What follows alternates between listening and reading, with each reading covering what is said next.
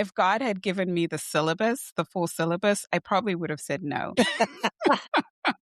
I'd have been like, you can take that degree program back. I don't want it. Good. I never imagined some of the things that I would go through. Welcome to Remember God, a podcast where we practice remembering God in the midst of trials. Hi, I'm Brenda, and I help followers of Jesus recall God's miracles to successfully navigate current challenges. Welcome to Remember God, a podcast where we practice remembering God in the midst of trials. If you're a follower of Jesus who's in a difficult season and finds yourself wanting to take control of the situation instead of trusting God, this is the place for you. This is where we will remember the places where God has shown up in the past, giving you the tools and strength to navigate through today's challenges. I'm Brenda Savanhu, author of Memorial Stones, writer coach, and your companion on the journey of remembering what God has done. Friends, thank you for listening to the Journey Through Memorial Stone season. To wrap this up, I wanted to do something a little different. So I invited my sister friend Shar to interview me. I thought she could ask some questions from a reader's point of view, things that I generally might not think of sharing. I hope you enjoy this episode with my sister friend Shar. Let's jump right in. Well, this is exciting because I get to interview my dear sister friend so that your audience can get to know you more, Brenda, and just gain some more insight into who is the woman behind the mic and the woman behind the pen. So that's what we're aiming for today. Yes, I'm so excited, Shar. Thank you for doing this. So as by way of explanation, I am a friend of Brenda. We're sister friends, and she's asked me just to have a conversation with her. She hasn't heard the questions.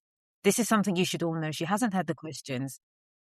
So she wanted to give more in her audience, her lovely audience, more insight, just to know her a bit more. So I'm just going to ask some questions. Now, even as a sister friend, these are some things I probably don't know the full answers to yet even. So I think we're all going to be learning a lot today. This is exciting. I don't know if I'm nervous or not, but I'm excited. No, you're not nervous, friend. You're fine. Bossy me telling you how you feel. No, you don't feel nervous. Of course you don't. That'd be so ridiculous. Yeah, just so everyone knows, Shar always bosses me around. We boss each other around. In our circle of friends, we're all quite bossy. So, but yeah, we let each other boss each other around. Yeah, I'm always making executive decisions. So, yeah, I was going to say that. I've made the executive decision that.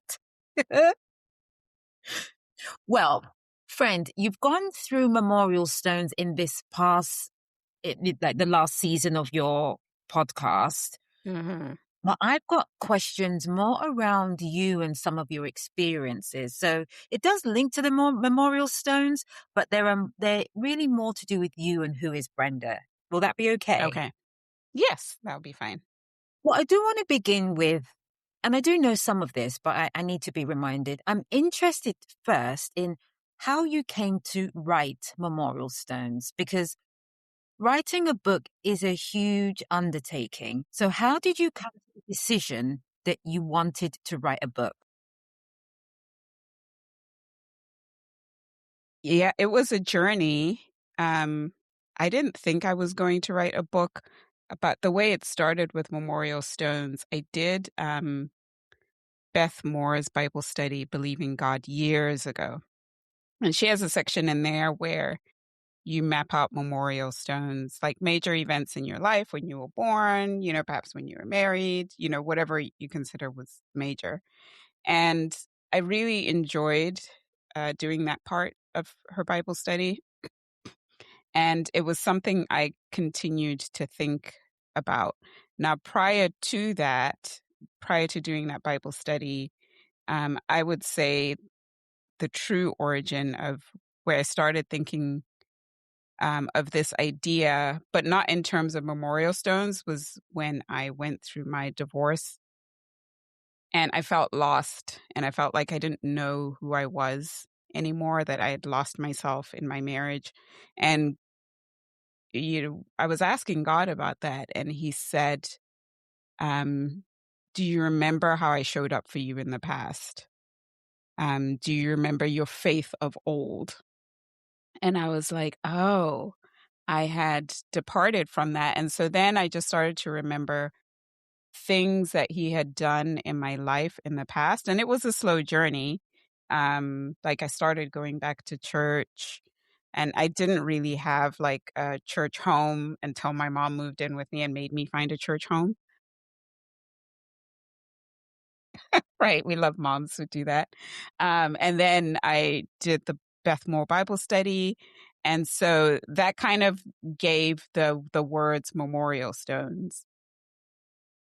And as time went on, I went through some, as we all do, I went through some challenging seasons. And I was going through a particularly difficult season. And in that time, God just kept saying to me, remember what happened in the past. Remember how I showed up for you in the past. Remember how I showed up for you in the past. Um, and so I would keep remembering. So when I was going through this season, and if I was having a particularly bad day, I would remember what God had done. And that would help me get through the day. And then I just started saying to God, well, it would be cool if I could do a project around this. I don't know what it would look like. Like I thought it might be more of like an art thing, um, you know what I mean? Kind of like a vision boarding thing or something. And I was like, oh, it would be cool to do a project around this. And then one night, in the middle of the night, all of a sudden I was deep in sleep, and then all of a sudden I was up, and I was just sensing this, I guess, download, for lack of a better word, from the Lord. And he was talking about the memorial stones, the Israelites picking up the memorial stones as they were crossing the Jordan, and how a man from each tribe was picked to pick up a memorial stone and then set it on the bank after they had crossed the Jordan. And so I got up and I jotted the idea down. Like it took all of 15 minutes. And then the next morning I was like, oh, I need to write about this. So that's how we got there. And prior to, because you said you thought it was going to be like an art thing or vision board type thing, but then you had clarity that it was something that you needed to write. Mm-hmm.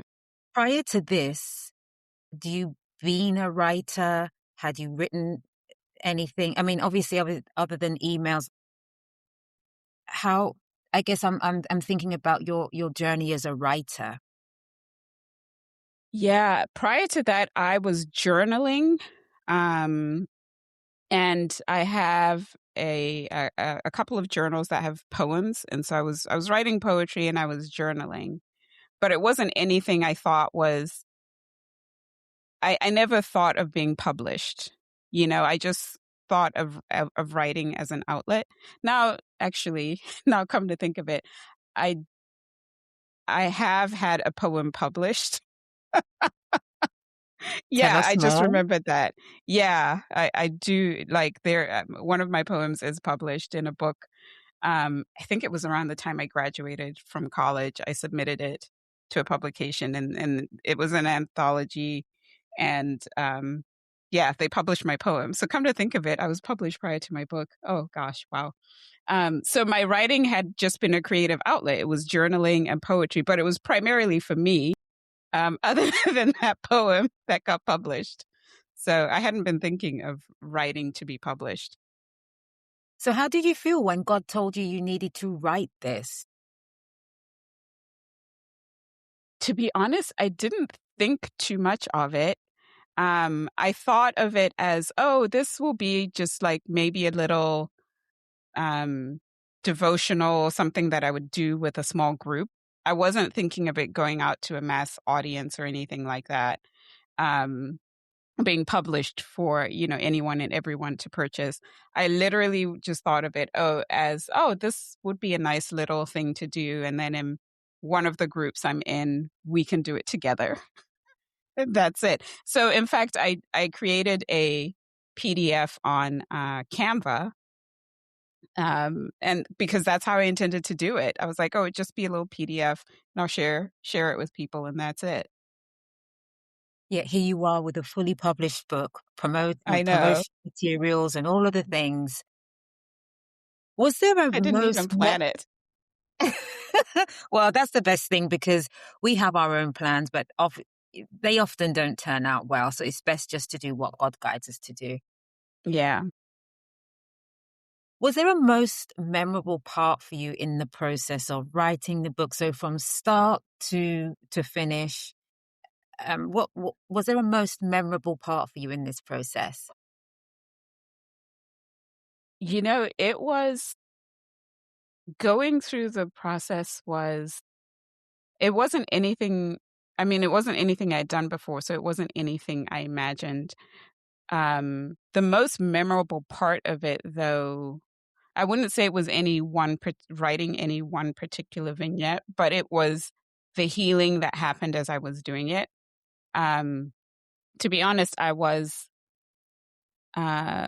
I was apprehensive going into it because as the Lord was bringing up memories, I'm like, oh, that's not a pleasant memory. Like, I don't know that I want to write about that. I don't want to go back there. I don't want to go into my journals and read about that. But the healing that happened for me, I would say was the most memorable part of it. Lovely. Now, you mentioned about the vignettes. This is a great segue because now I want to get into the weeds. Like, I really want to get into some specific things that you said because Yeah. I know you. And one thing I know about you is that you speak really fondly of growing up in Zimbabwe. And so Hmm. my question is, and I saw reference to it in one of the earlier memorial stones, despite growing up during a time where Zimbabwe was basically a dictatorship, if I'm Hmm. correct. You speak so fondly of growing up there. Can you talk about your Hmm. experience growing up there and how you think growing up in Zimbabwe shaped you? Yeah. So I was born in Zimbabwe and then we moved to the UK and then we moved back to Zimbabwe when I was 7. So when we moved to the UK, I was 5 months old. We moved back to Zimbabwe when I was 7. Um, and then I was in Zimbabwe until I was 18 years old. So Zimbabwe got its independence in 1980, and Robert Mugabe became our president. So around the time that I left, it was before things got super, super hairy. Um, it was before all of the drama with the farmers, with the white farmers specifically. And so I would say for me, when I was still there, it felt more like a democracy than it did a dictatorship. Um, but we were also very aware of, sometimes there was violence around the elections and things like that. So whenever that would happen, like my mother was very vigilant, and she always would tell us, caution us to, keep your head down. Don't get involved in any, big protests and things like that. Stay in the house, that kind of thing. And so, I mean, at least for me, I can't speak for my brother and sister, but at least for me, I paid attention to that advice. Now, that being said, as a child, I don't remember, like, I remember protests going down the street, but I don't remember violence. Not to say that there wasn't violence in other remote areas. So, but where I lived, didn't experience that. It was kind of just like a normal life it was normal kind of city life, and we lived in the suburbs. And I had, just as we do in high school, I had great friends in high school who I'm still in contact with today. And we got into the normal teenage girl shenanigans, boyfriends when you weren't supposed to have boyfriends, all of that kind of, all of that kind of stuff. Um, but yeah, it was just like a normal middle class, life. And, one of the things my girlfriends and I would do when it was time for our parent-teacher conferences, it was mostly our moms who would come, so we would tell them what to wear because we wanted to brag that our mothers, like my mom was wearing the best clothes. My mom was wearing the best clothes. So we would we would style them to come to our parent-teacher conferences. And then Heard we would anything talk like about this? it the next day. Did you see what so-and-so's mom was wearing? Oh my gosh, where did she get that? My Yeah. jaw is on the floor. Like, I've never heard anything like this, but that's hilarious. And then and your parents like they let you do this? Like Yeah, they they were were good with well, it. Yeah. it was just They what were you fine did. with it. Yeah. Well, I mean, it sounds like you said it yourself, just a normal middle class life. But you mentioned something, and you wrote it in the book as well. You said that you love the city. Yeah. I've always been a city girl. So, the school that I went to, so the primary school that I went to, when I would get out of school, I would walk into downtown because that's where mom worked. Um, and then when I went to high school, it was the same thing. I would either walk or we would take the school shuttle into the city and I would be in the city. So I was almost every single day, other than probably Sundays, because Saturday we would go into the city to do shopping. I was in the city every single day, like walking around the city, sitting at the bus stop, um, shopping, and just people watching while I was doing all of that. So I've always been a city girl. I love the city. I love city sounds. Yeah, it's where my heart expands is in the city. I know. So, and I know that you also spent time in Chicago here in the US, and you Yeah. love that city. It's a great city. I love Chicago. I love Chicago. It's one I to me it's one of the greatest cities in the world. Yeah, I love that. Every time I go there, like it's like, oh, it I know the feels thing, great. it feels to me, and I go there a little bit for work, Chicago feels very similar to me to London. Mm-hmm. I think it's Yeah. because it's old Mm-hmm. and it has that character and it's pedestrian and it's by the water. It just feels like London to me in so many ways.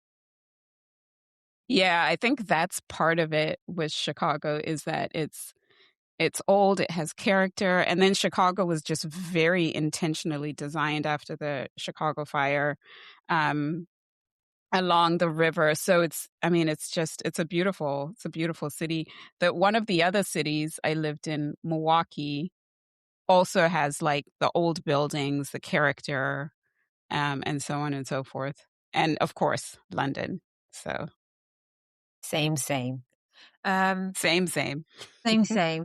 Thank you, because I've just for sharing these things, I feel like we're just giving a bit more insight into who Brenda is and what she likes. I Yeah. want to get into the weeds a bit more though. Hmm. Something you spoke about and it kind of was a thread throughout the various memorial stones. You said specifically that you spoke of an incident with your mum where you were called to the office and all of this. You found out your mum had had some type of medical emergency.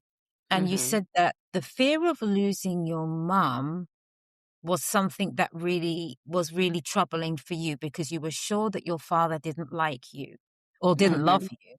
And later, you shared an experience that would confirm that suspicion that you had, where you kind of bumped into your father some way and he kind of just went the opposite Walked way. away. Yeah. And obviously, this relationship with your father impacted you as it would anyone. But you also share about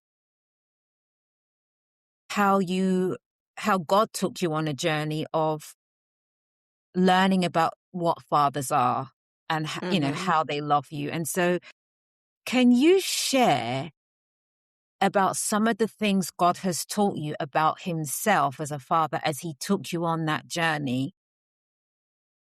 Wow. Yeah. And first, I would say I'm still on that journey. Um, And there's still things I'm still learning about God as Father. Um, I would say the biggest thing that I learned on that journey was God was saying, I am not your earthly father, as in I am not fallible. I'm infallible. I love you unconditionally. I have always been there for you. So that's the biggest thing that I learned about God being my father. And then a more recent experience a few years ago was I had come to a place to where I was like, yeah, like I believe God is my father and I treat him as my father. But when I was in an exchange session or prayer session, um, and what came up was I still had issues with really believing that God is my father. And that surprised me because I'm like, no, no, no, no, I really do believe you're my father, God. I really do believe you're my father. But the revelation I got there was he said, you believe that I will keep the promises I've given you, but you don't believe that I'm your father. And I was like, but wait, what do you mean? What do you What does that even mean? Aren't they aren't they the same thing? What I started to see there was that I was continuing to seek God's approval for everything because I felt like if I seek my father's approval, then he's going to be there for me. And so I was just doing a lot of works-based things, um, that were good things, but they weren't things I needed to do for God to love me, as his daughter. So, and like I said, that's still an ongoing journey because there's still layers I'm still um, peeling from that. But the biggest thing was God saying, I am not your earthly father. I'm different than your earthly father. I am your heavenly father. So good. And I'm not sure. Yeah, I'm not sure. Thank you for sharing that because that's very personal, but I really appreciate you sharing that. And I think that's a journey that will never be complete for any of us, even if we've had great fathers. Mm-hmm. Yeah. You Yeah, know, for sure. as I read the stories I mean, I've read your book several times, but as I was like preparing again and reading it again for this interview, I did think, I wondered if there was any connection, like listening to what you've just shared, I wondered if there was any connection between you feeling loved by or unloved by your own father, and then the need to record how God showed up for you continuously, almost like Memorial Mm. Stones is gathering evidence for you that God does indeed love you. Oh, that's so good. I hadn't even thought of that, but that's so good and that's so true. And it's funny because we had a similar conversation a few days ago where God was showing me some things he had done and he's like, I do care about you. And I'm like, oh yeah, you actually do. But it was right. Just having to go back and remember you did this, you did this, you did this. I hadn't even thought of it that way. That's really good, Char. Yeah, so your Memorial Stones is like your evidence log if you ever needed it. Because, Mm. and I think we have talked about this, we have a tendency to so quickly forget what God has done for us. Yeah, yeah. So I quickly. mean, I do. I forget, and then I'm like, oh, like you even reminded me of something the other day, and I was like, oh, yeah, he did do that. That's why we need Memorial Stones, Brenda. Yeah, yeah, and community helps with that too because we also remind each other. Now, even as you go on this journey of knowing God loves you and you've got your evidence, something I've observed as a follower of Jesus is that as you come to know God more, part of that process is trusting God more. And I feel like Mhm. he will stretch you in that. And so in Memorial Stone 5, you said, you mentioned this. You said, I sure did get burned out in a job I know God sent me into. And so Yeah. this leads me into this thought that very often I think we expect that if God leads us through something, surely it's going to be fine. Surely there aren't going to be Mhm. any bumps in the road. Surely it's going to turn out good. And I say that with those air quotes. So, but the truth is, even in following God, things aren't always easy, and they don't turn out in a way that we would prefer or expect. Yeah. And so I think my question is what have you learned in terms of your faith being stretched and following God, being obedient in the things he's led you to or through, and they haven't necessarily turned out the way you'd hope or expected? Like, what have you learned? Yeah. The first thing, I think I'll start with what I first recognized. I recognized that there was an incongruence with what I had learned um, from teachings in the church compared to what I was going through. And that was really hard because when I was going through these difficult seasons, I felt like nobody understood where I was coming from um, or what I was going through. Um, and not to say that everyone must understand, but there's different ways that we can posture ourselves to come alongside someone who's going through difficult things. Um, we can either give religious platitudes, which some people did, and that's annoying, right? Like you just want to roll your eyes. Um, and then we can also just come and sit with the person and even confess, I don't know and I don't understand what you're going through, but I just want you to know that I'm here with you and I'm sitting with you and I'm praying with you. So that the first thing I noticed was the incongruence. And when I was going through, you mentioned Memorial Stone 5, and I ended up leaving that job.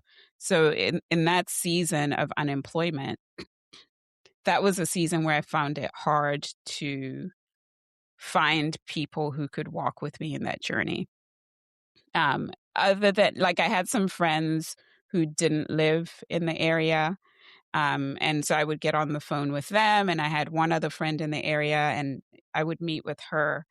But I was looking for, like I said to God, Lord, I just want some women to just pray with me, to just lay hands on me. Like, who I don't need them to explain to me what's happening or have answers. I just want someone to pray with me. And one morning, I I got up and then I looked at Twitter and I saw a tweet from Beth Moore, and she was inviting women to her ministry for prayer that Tuesday. It was a Tuesday morning, and they had a prayer hour between 12 and 1. And I was like, thank you, Jesus. So I got ready, and it was quite a drive from my house, but I needed to make that drive because I needed to have women pray for me.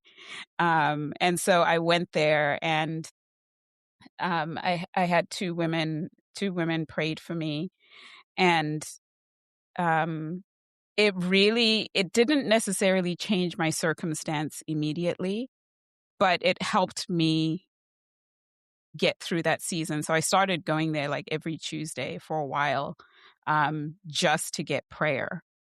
because I needed that to get through that difficult season, to get through this thing that the Lord led me into and was really, really hard. And I didn't know what else to do.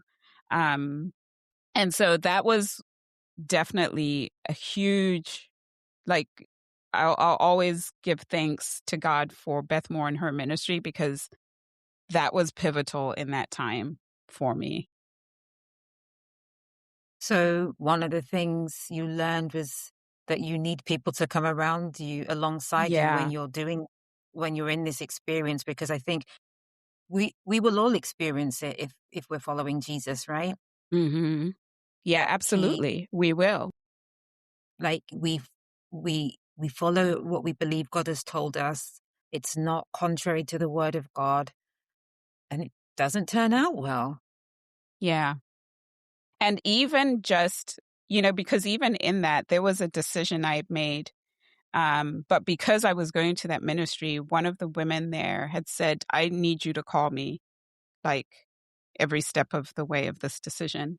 And then I called her when I finally made the final decision. And she said to me, no, baby, that's not what God's telling you to do. And I was so grateful that she did, because it stopped me in my tracks, from making a decision I had no business making, at that time. But because I'd been going there, right? I was in this community where they were praying for me. And, this woman was definitely prayerful as she was helping me and mentoring me. And she wasn't afraid to just be like, no, girl, like, sit down. We need someone to tell us the truth sometimes, and sometimes our own circles, we're just too like, yeah, that's what God's saying, yeah, yeah, rather than Uh-huh. I'm not sure. So it's nice to. I'm glad. That's actually quite a major life lesson, though, that if you're going through something that is especially challenging because you're following the leading of God and it isn't working out well, one thing you absolutely need is community. Yeah. Yeah. Yeah. So I would definitely say, back to your original question, Shar, that when we're going through a difficult season that God has led us into, um, community is a huge part of that. It's a huge part of that. And then even if you're not the person who's going through the thing, just being careful to be prayerful as you're walking with your friend through that. Um, and not just giving religious platitudes, but, sometimes all it takes is just sitting with someone in silence. And you don't need to say anything in particular. You don't need to pray down heaven. You just need to be with them. We don't always even need to solve it. Sometimes we just have to go through things, and no amount of prayer is going to change that. You just have to walk through it. But having people to support you as you go through it is so valuable. Yeah, it is. And, and not to say that I'm not disparaging prayer. I think prayer is really important. I love to pray, and I've seen a lot of things shift in prayer. Um, but it's just really, we need to be sensitive to the Spirit and how we posture ourselves in any given situation as we're walking in community with each other. His words, Brenda, very wise words. Thank you. Now, you just mentioned prayer. It's interesting because you don't know my questions, but my next my next my next one is about prayer. Is I want to it? talk I want to talk to you about dangerous prayers. Yeah. So I want to speak to you about dangerous prayers. And in Memorial Stone 4, you talked to us about feeling restless. This was back in 2015 because you knew there was Hmm. some type of shift coming, and it was the beginning Right. of a process of change for you. Something specifically, you said you were recalling a journal entry, and I quote, you said that you had written, "You have a divine purpose for me, a calling upon my life. Now, this is the part. So here I am, Lord, send me. Dangerous prayer, friend. Yeah. 11 years later, I'm like, maybe I shouldn't have prayed that prayer. Yes, but I know that you don't really feel that way. So Yeah. I think my question is, what do you want to say about dangerous prayers and what it may cost? Yeah. It is. So I'll admit, I don't know that I knew what I was praying when I prayed that. Like I read the scripture, right? Like that's from Isaiah 6. And I don't necessarily know that I knew that what I was praying at the time.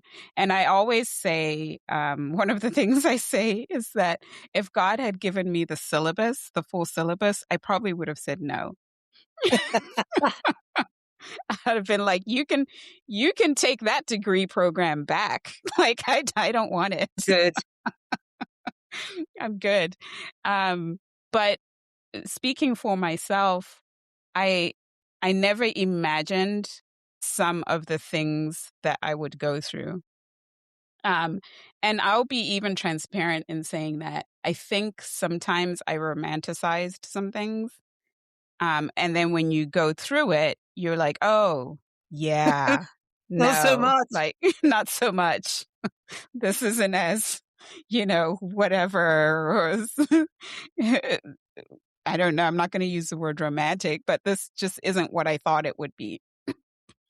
Um, and so when got it, I mean, even just that job, going into that job, I thought it was going to be the most amazing experience. Some of my friends who had done similar jobs had said, oh, this is going to be amazing.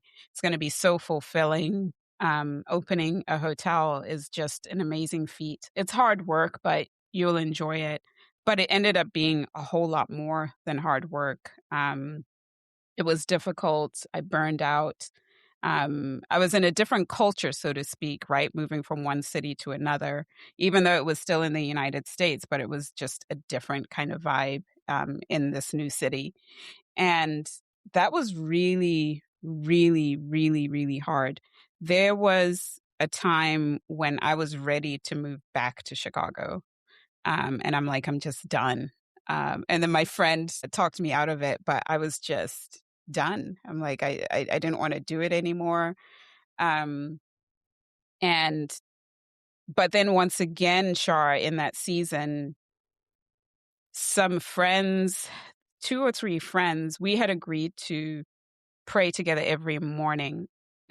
It wasn't every morning, it might have been once a week, but it would be early in the morning at like 5 a.m. And we would get on the phone and we would just pray for like 30 minutes for whatever we were dealing with at that time. And we were all going through transitions. That was the thing that we all had in common. We had known each other in Chicago.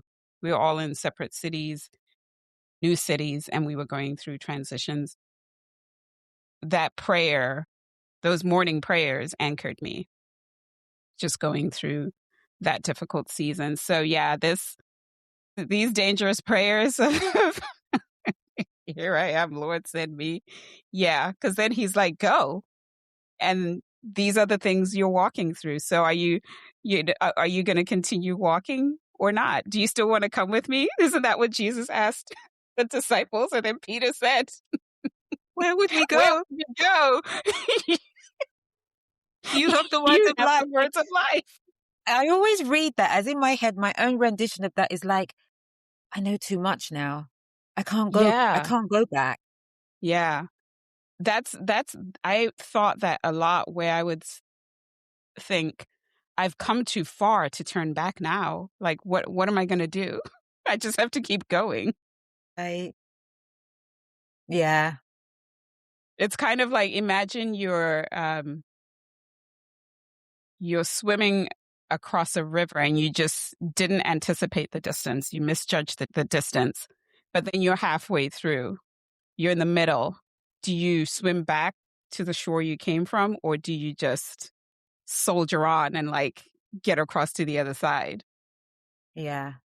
And, it's interesting that because we have a tendency to want to go back, but that puts us back to the situation that we were in the first place. And you mentioned something which I think is a tendency that we often have when things aren't going well. You said that your friend had to talk you out of going back to Chicago.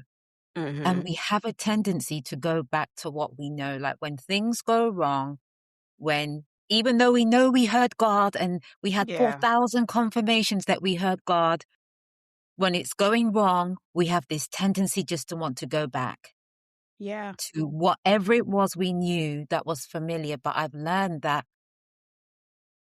familiar can feel comfortable even when it's not good for us. Yeah. That's so true. Mic drop. Boom. Yeah, these dangerous present, you're right. We do romanticize, here I am, Lord, send me, but we don't really understand the cost of that. Mm-hmm. You wrote somewhere, I think it was in the same memorial stone, that you said that following the leading of the Lord, you did what he said, and now you couldn't even pay your own mortgage. Yeah. Like, that's the cost. I don't understand why following God is like this, but this is how it is, Yeah. or can be. Yeah. Right. Where it's different situations for different people, but, sometimes you end up in this position and you're like, well, is this where God led me? And I think about Jesus in the Garden of Gethsemane, where he's crying out to his father and he's literally sweating blood. Like, if it be your will, take this cup away from me.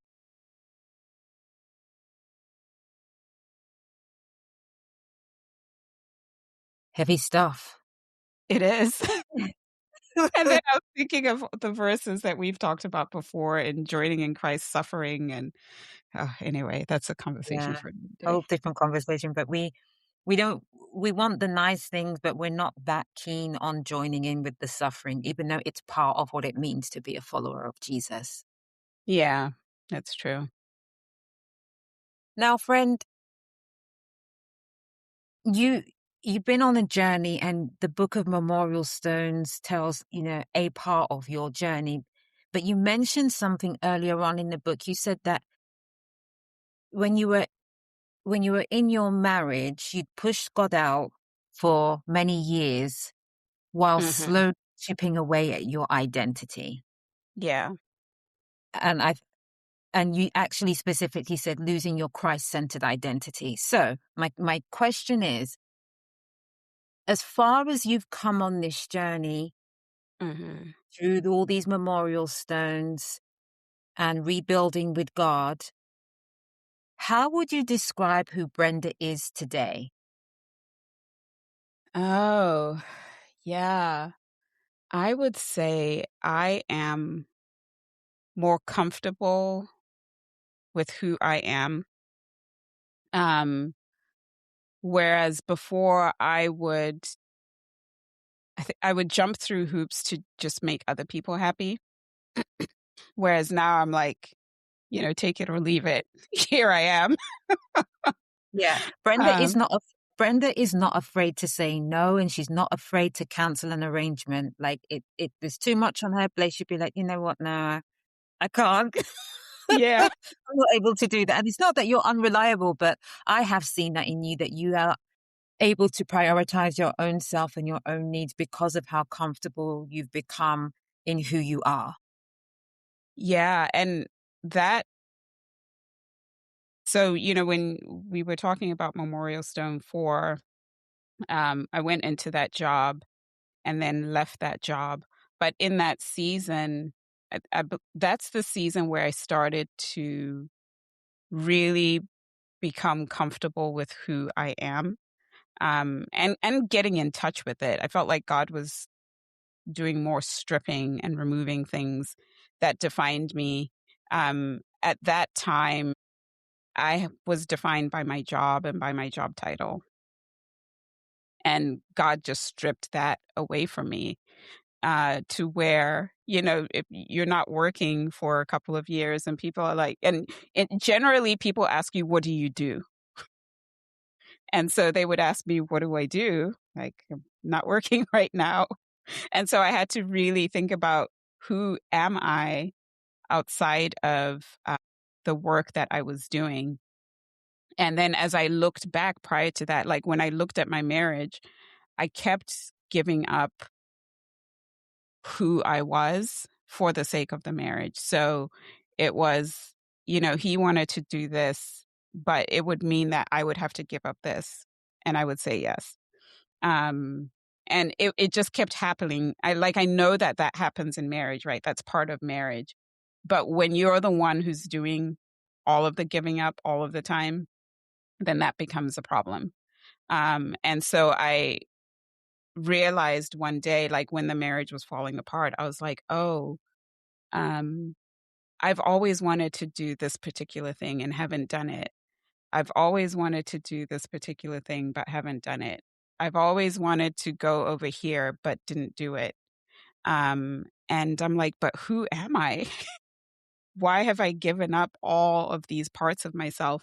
And then actually, at that time when my marriage was falling apart, I read a book written by a journalist who had been stationed in Zimbabwe. He was writing about Zimbabwe. And reading that just reminded me of where I was from and the dreams that I had as a little girl. And I was like, but I want to do those things. And so I just started evaluating my life. And then now I would describe myself as more discerning in terms of the things I will and won't do, more embracing of who I am and who God has called me to be. I'm generally quiet, and that was a problem for some people, especially in the corporate world, where they felt like I needed to just be speaking. But if there isn't anything to say, then I don't need to say anything, right? The Bible even says that. You are not afraid of um, silence. That's what I know. You are yeah, not afraid of silence. not afraid of silence. But that was difficult for some people. And then I would have to explain that. And just coming to realize that, and age comes with it too, that I don't have to explain who I am to anybody. Um, right? Like I just need to be who I am and who God's called me to be. And if I do something that hurts somebody, then yes, I will apologize. But um, I've just learned that compromising myself is too costly. It's too expensive. And it's because I'm compromising who God really created me to be. And what good is that?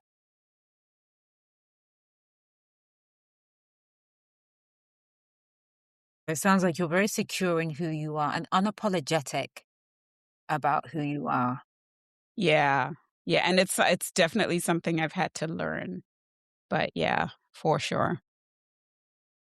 So, friend, as we wrap this up, what are Hmm. your hopes for memorial stones? Yeah, my hope is that we, as believers, as followers of Christ, um, that we continue to remember what God has done, because that remembering causes us to believe. And I don't want to take a dark turn, but I was reading Jude this morning, and let's see, where is it? Yeah, it's in Jude, verse 5. It says, "Now I want to remind you, although you came to know all these things once and for all, that Jesus saved a people out of Egypt and later destroyed those who did not believe." And I was just like, And memorial stones help us remember to believe, even when it looks like everything is falling apart, even when it looks like the promise isn't coming. But then also there's the question of, well, what if the promise doesn't come? Because in Hebrews, we see that some of those in the hall of faith, they died before the promise was realized. But we have to continue to believe. And I know I need help in continuing to believe. And that's in remembering what God has done. That's in community. That's in prayer. That's in getting in the word. That's in worship.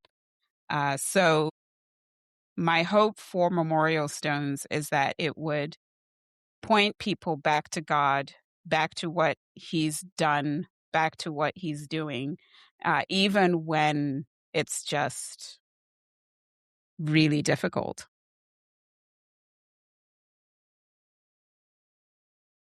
I think that this book certainly does do that. And I'm sure that anyone, and what I love about this book is that obviously, yes, read the whole thing, but you can just pick it up and just read one memorial stone and be so Mm-hmm. encouraged and have Yeah. enough motivation and encouragement just from that one stone to be like, oh yeah, okay, God is here. So I think that your book certainly is and will continue to do that. It's a wonderful legacy. Are there any final thoughts you'd like to share?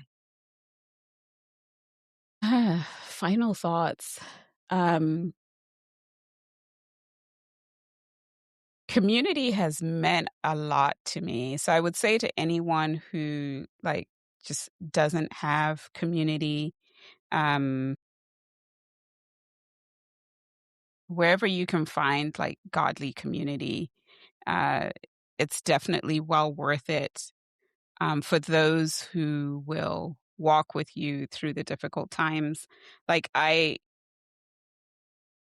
so grateful. We talk about this a lot, but I'm so grateful for the friends God has given me, because these are friends who've walked with me through like really, really difficult things. Um, and and some are not believers, and they've walked with me through really difficult things. Um, but having community who are also followers of Jesus and who can, hold your hand, who can sit with you, who can pray with you, um, who can be frustrated with you or cry with you or go to the feet of Jesus on your behalf. Like I had a friend who texted me the other day and she said, I've been talking to Jesus about you.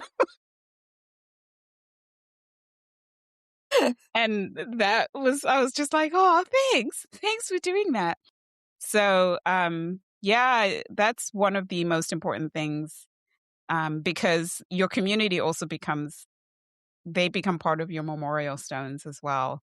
Just as I mentioned, connecting with Living Proof Ministries, the friends that I've made along the way, all of that has made such a significant difference. And all of that's also part of my memorial stones.